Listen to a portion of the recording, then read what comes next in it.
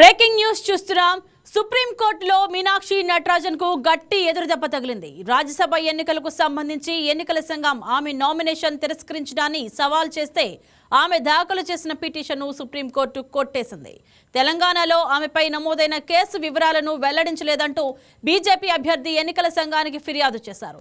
దీన్ని పరిశీలించిన ఎన్నికల అధికారి మీనాక్షి నామినేషన్ను తిరస్కరిస్తూ నిర్ణయం తీసుకున్నారు.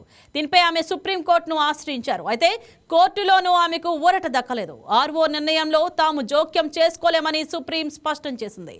మరోవైపు కాంగ్రెస్ శ్రేణులు ఢిల్లీలో నిరసనకు దిగారు.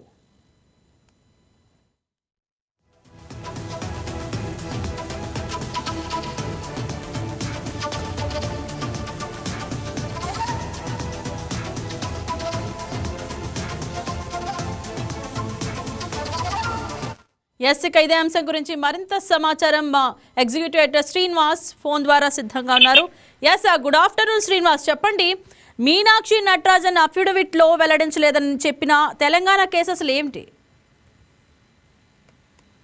ఇందుగా ఏదైతే తెలంగాణ కేసుకు మీనాక్షి నటరాజన్ కేసుకు సంబంధించి చూసుకుంటే కనుక సుప్రీంకోర్టులో తనకైతే ఎదురుదెబ్బ తగిలిందని చెప్పొచ్చు. ఎందుకంటే సుప్రీంకోర్టు ఇటువంటి తీర్పు ఇదివరకు ఎప్పుడు ఇవ్వలేదు, ఒకవేళ ఇస్తే చూపించండి అని చెప్పింది. అంటే ఏదైతే ఒకసారి ఎన్నికల ప్రాసెస్ స్టార్ట్ అయిపోయిన తర్వాత ఈ కేసుకు సంబంధించి అంటే ఎప్పుడు కూడా ఎన్నికల ప్రాసెస్ స్టార్ట్ అయినప్పుడు ఎప్పుడు కూడా కోర్టులు కల్పించుకున్నవి దాఖలాలు లేవు. ఒకవేళ కల్పించుకున్నప్పటికీ కూడా వాళ్ళు ఒకటే చెప్పడం జరిగింది, ఒకసారి ప్రాసెస్ స్టార్ట్ అయిన తర్వాత ఎన్నికల ప్రాసెస్ స్టార్ట్ అయిన తర్వాత ఎక్కడ తమ ఇన్వాల్వ్మెంట్ ఉండదని చెప్పడం జరిగింది. సో ఈ నేపథ్యంలోనే మనము ఈరోజు సుప్రీంకోర్టుకు వెళ్ళిన మీనాక్షి నటరాజన్ కూడా సేమ్ ఇదే ఎదురుదెబ్బ తగిలిందని చెప్పొచ్చు. ఎవరైతే బెంచ్ నుంచి కూడా సేమ్ ఇదే ఆన్సర్ రావడం జరిగింది. ఏదైతే ఇప్పటి వరకు ఇలాంటి కేసులు ఏవి రాలేదు, ఒకవేళ అట్లాంటి కేసులు ఉంటే కనుక చెప్పండి, దాన్ని బట్టి ఆలోచిస్తామని చెప్పి ధోరణిలో చెప్పడం జరిగింది. మరోవైపు ఈ కేసుకు సంబంధించి ఏదైతే తన పిటిషన్ తిరస్కరణకు సంబంధించి ఏవైతే అంశాలు పేర్కొనిందో అవన్నీ కూడా ఈసీ దగ్గరికి వెళ్ళి తేల్చుకోవాలని చెప్పేసి కూడా ఒక డైరెక్షన్ ఇవ్వడం జరిగింది. మరోవైపు చూసుకుంటే కనుక ఏదైతే మీనాక్షి నటరాజన్ మీద ఏదైతే క్రిమినల్ కేసు అవుతుందో ఆ క్రిమినల్ కేసుకు సంబంధించి ఈరోజు నాంపల్లి కోర్టులో విచారణకు రావడం జరిగింది.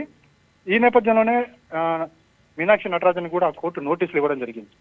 అయితే ఈ కేసు విచారణ సందర్భంగా ఎవరైతే ఈ కేసు నమోదు చేయడం జరిగిందో మీనాక్షి నటరాజన్ మీద శ్రీలత అనే కాంగ్రెస్ కార్యకర్త కూడా ఈరోజు నాంపల్లి కోర్టుకు రావడం జరిగింది. నాంపల్లి కోర్టుకు హాజరైంది.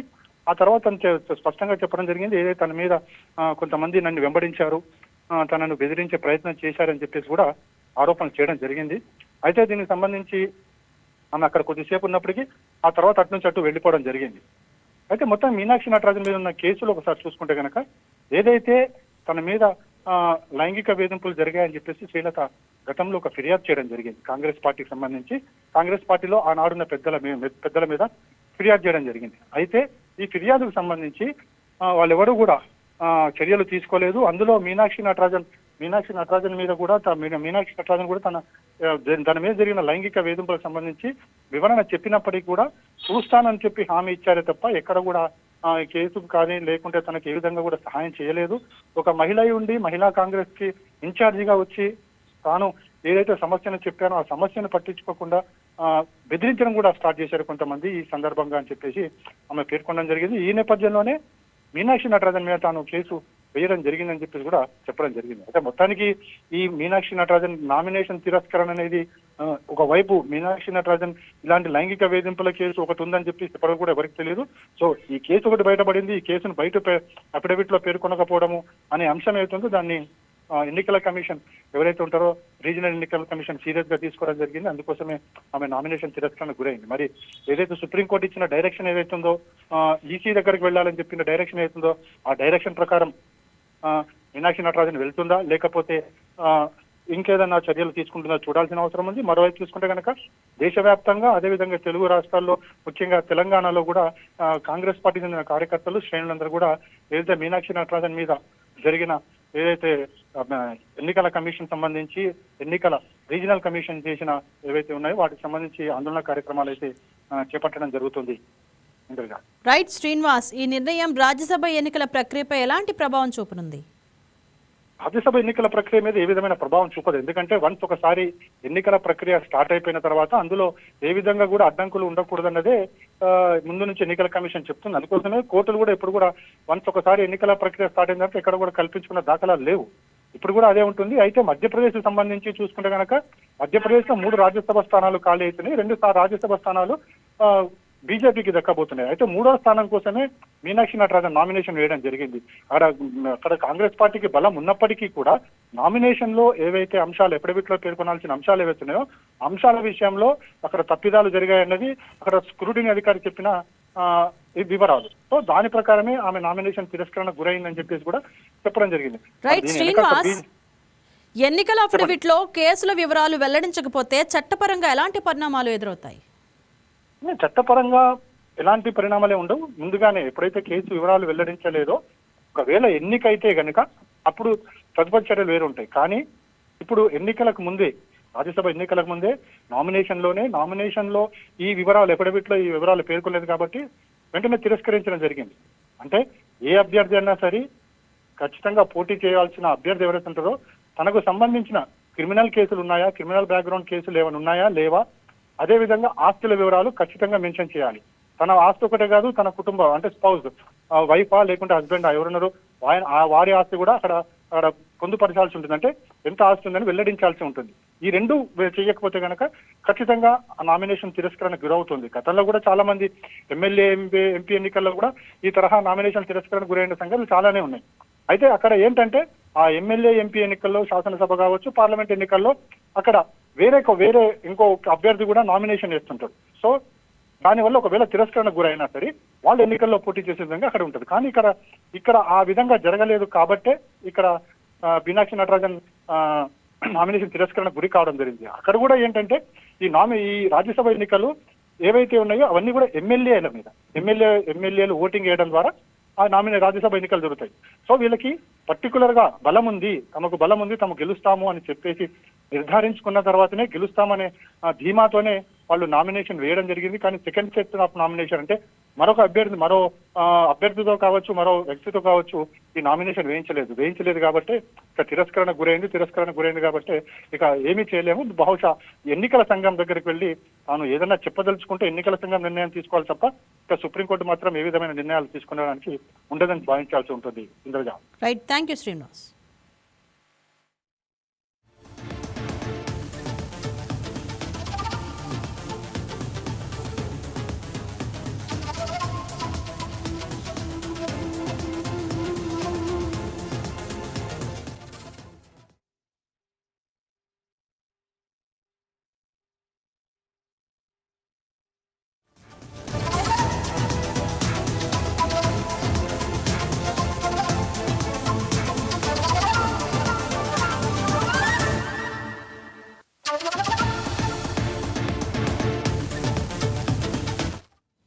బ్రేకింగ్ న్యూస్ చూస్తున్నాం.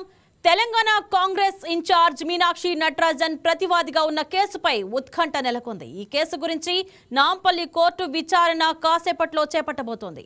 మీనాక్షితో పాటు మిగిలిన ప్రతివాదుల నుంచి వివరణ తీసుకున్న అనంతరం పిటిషన్ను విచారణకు స్వీకరించాలా వద్దా అనే అంశంపై కోర్టు తన నిర్ణయాన్ని వెల్లడించనుంది. అయితే ఈ కేసు పెట్టిన తార్నాకకు చెందిన మాజీ కార్పొరేటర్ శ్రీలత నాంపల్లి కోర్టు ఆవరణలో సంచలన వ్యాఖ్యలు చేశారు. కోర్టు విచారణకు వచ్చిన శ్రీలత తనకు ప్రాణహాని ఉందని అనుమానం వ్యక్తం చేశారు. ఉదయం నుంచి తనను కొందరు వెంబడిస్తున్నారని, కోర్టుకు వస్తున్న సమయంలో ఆటోలో కూడా ఫాలో అయ్యారని చెప్పారు. కోర్టు విచారణకు హాజరు కాకుండా అడ్డుకోవడానికి యత్నించారని ఆమె ఆరోపించారు.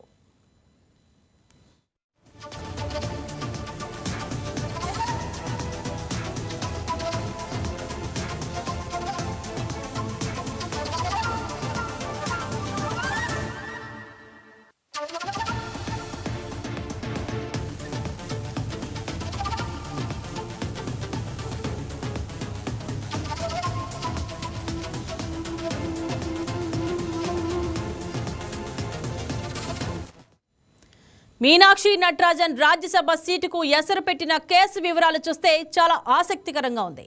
తార్నాకకు చెందిన కాంగ్రెస్ మాజీ కార్పొరేటర్ బండారు శ్రీలత తనపై వేధింపుల కారణంగా నారాయణపేట కాంగ్రెస్ నాయకుడు కుంభం శివకుమార్ రెడ్డిపై ఫిర్యాదు చేశారు. ఈ క్రమంలో 2022లో పంజాగుట్ట పోలీస్ స్టేషన్ తో పాటుగా 2023 బెంగళూరులో చేసిన ఫిర్యాదు మేరకు క్రిమినల్ కేసులు నమోదయ్యాయి. తర్వాత ఆయనపై పార్టీ పరంగా చర్యలు తీసుకోవాలంటూ టీపీసీసీకి శ్రీలత ఫిర్యాదు చేశారు. అయితే కాంగ్రెస్ హైకమాండ్ ఎలాంటి చర్యలు తీసుకోకపోవడంతో గతేడాది ఆగస్టు 20న నాంపల్లిలో 4వ అదనపు చీఫ్ మెట్రోపాలిటన్ మెజిస్ట్రేట్ కోర్టులో ప్రైవేటు పిటిషన్ దాఖలు చేశారు. ఫిర్యాదులో తన పరువుకు నష్టం కలిగించడంతో పాటు నేరపూరిత కుట్ర, బెదిరింపులు సహా పలు సెక్షన్ల కింద చర్యలు తీసుకోవాలని కోరారు. ఈ మేరకు 16 పేజీలతో కూడిన ఫిర్యాదును కోర్టుకు అందించారు. ఈ కేసులో ప్రతివాదులుగా కుంభం శివకుమార్ రెడ్డి, నారాయణపేట ఎమ్మెల్యే చిట్టెం పర్ణికారెడ్డి, టీపీసీసీ అధ్యక్షుడు మహేష్ కుమార్ గౌడ్, మంత్రి వాకిటి శ్రీహరి, నారాయణపేట డీసీసీ అధ్యక్షుడు కె ప్రశాంత్ రెడ్డి, కాంగ్రెస్ నేత చిట్టెం అభిజయ్ రెడ్డితో పాటు పార్టీ తెలంగాణ ఇన్ఛార్జ్ మీనాక్షి నటరాజన్ పేరు కూడా చేర్చారు. అలాగే బాధ్యులైన వారి నుంచి తనకు 10 కోట్ల నష్టపరిహారం ఇప్పించాలని పిటిషన్లో విజ్ఞప్తి చేశారు.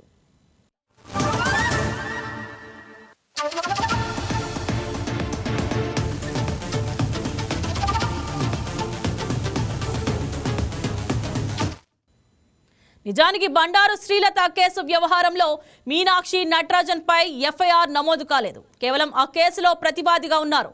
కాగా శ్రీలత పిటిషన్ కు కోర్టులో ఎస్ఆర్ నెంబర్ కేటాయించిన కోర్టు ప్రతివాదులకు నోటీసులు జారీ చేసింది. ఈ నేపథ్యంలో ఈ రోజు వాదనల అనంతరం పిటిషన్ పై విచారణ చేపట్టాలా వద్దా అనే విషయం గురించి నాంపల్లి కోర్టు నిర్ణయాన్ని వెల్లడించే అవకాశం ఉంది. అయితే మీనాక్షి నటరాజన్ కు కోర్టు నోటీసులు జారీ చేసిన వివరాల్ని తాను అనుకోకుండా ఇచ్చానని, వాటిని ఎవరు వివరాలు లీక్ చేశారో తెలియదని బండారు శ్రీలత చెప్పుకొచ్చారు. తాను ఇంకా కాంగ్రెస్ పార్టీలోనే ఉన్నానని, న్యాయం జరిగే వరకు న్యాయ పోరాటం చేస్తానని చెప్పారు.